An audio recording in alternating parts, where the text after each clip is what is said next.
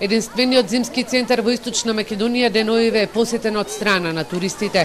Скијачката сезона е отворена, на Пониква ќе се скија колку што снегот ќе се задржи. И оваа година ќе нема можност за вештачки снег и покрај тоа што Мепсо подари топови кои чинат 1 милион евра. Украдени се каблите на 4 од 5 топови, а има и проблеми со една од цевките. Топовите засега стојат како споменици. Пред неколку години на општина Пробиштип им е дадено да стопанисува со нив.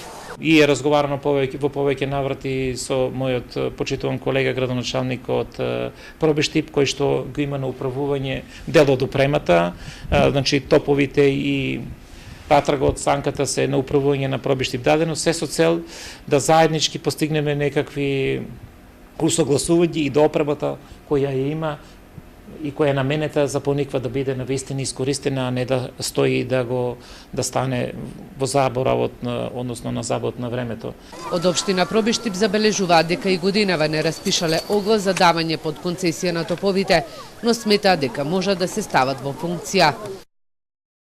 Точно е дека годинава не е распишан повик за концесија на опремата. На оној за претходната зимска сезона не се јави никој, но ние имаме обучено лице кое се грижи за опремата. Во моментот се работи на отстранување на дефектот и ако има потреба, топовите за вештачки снег ќе бидат ставени во функција.